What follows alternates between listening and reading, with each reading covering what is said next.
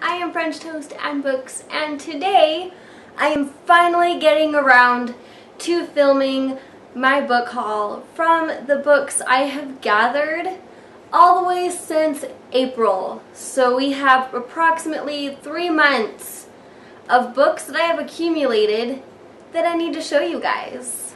So I have organized these books in this haul based off of books you've already seen, and then also just books that I genuinely picked up here and there. So I have 3 books to show you that you have already heard of from one of my previous videos. We have Pwned by Shannon Crane Kemp. It is about a girl named Reagan who is a popular high school cheerleader, but is also a closet gamer, and she is juggling between keeping her gamer secrets safe so she can still rise to the top of popularity, because she thinks that if her secret is found out, she will no longer be popular and have to succumb to the torture and torment of being a nerd in high school. Next we have Red Queen by Victoria Aveyard. I have decided I want to read this during the TBR takedown this week. Most of you already know what it's about, but basically there are 2 different types of people in society. You have your reds, the servants, and the silvers, the elite. And the silvers have supernatural powers and the reds do not. However, a girl named Mare finds that she does have powers, even though her blood is red, and the king of this kingdom is trying to keep this a secret. And another one on my TBR takedown is Man Interrupted by Philip Zimbardo. Now, Philip Zimbardo is a social psychologist, and so this book is talking specifically about why men and families are being torn apart based on video game addiction, pornography, and everything else that pressures men in society, and that is why our society is kind of crumbling. And then it also talks about a way in order to get society back on track. So next I have books that I picked up willy-nilly over the past couple months. First I have A Court of Thorns and Roses by Sarah J. Maas.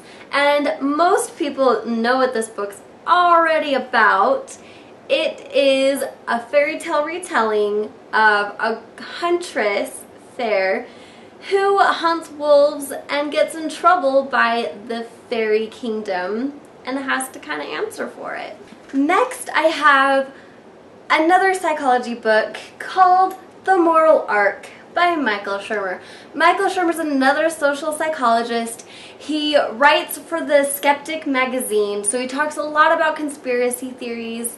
And this book dives into how science and technology have shaped our moral society and how it has changed and helped us evolve into more analytical and problem solving and other reasoning skills. Next I have Habibi by Naomi Shihab Nye. Hopefully I said your name right. This is a book about a girl named Liani who is Muslim, and after her first kiss, her parents uproot and move her to Palestine from St. Louis, and it's a complete culture shock. But not only that, she starts falling for a Jewish boy, and that's a big no-no. Now we have Breakfast with Socrates by Robert Roland Smith. This book is about taking all of our subconscious and all those great theologies and philosophies and combining them all together, so you have the theories of Descartes and the intricacies of the Buddhist religion all wham bam slammed together into a great philosophical read. Here is Stranger Than Fiction by Chuck Palahniuk, and these are a series of diary entries, journals, and stories that he's collected over his life to show us that real life and reality can be so much weirder and outlandish than actual fiction. He is the author of Fight Club, so I'm sure there's going to be some really crazy stories in there. Now I have King of the Screw-Ups, a novel by K.L. Going. This is a book about a boy named Liam, who is the king of popularity, football player, star, but he screws up everything. Every little situation he gets put into, he screws it up, and his father, finally having enough of it, kicks him out and throws him to the curb. His uncle takes him in, and so his life is uprooted for his senior year of high school to New York, where he can decide to reinvent himself and be either the nerd his father wanted him to be, or a new person that is more true to his actual character. Here we have Spoken Here, Travels Among Threatened Languages by Mark Abley. Now, he travels around the world to look at uncommon, unpopular languages, especially those that are dying out and are coming fewer and fewer known. He examines linguistics and also talks about how pop culture really influences how our language evolves. Here we have The Alexander Cipher by Will Adams, and here it follows an Egyptologist called Daniel Knox as he decides to join the deadly hunt for Alexander the Great's missing tomb. With his expertise in history, archaeology, and the deserts of Egypt, he believes that he will be the first one to find this hidden treasure. Now, the last book to enter my collection is The Draco Tavern by Larry Niven.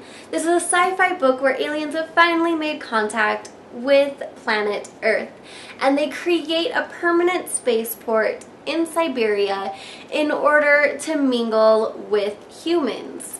Now, in order to cash in with the riches and knowledge that these aliens will give, Rick Schumann has decided to set up a tavern nearby in order to gather as much information as possible and ponder about all those deep, in-depth questions that life gives us.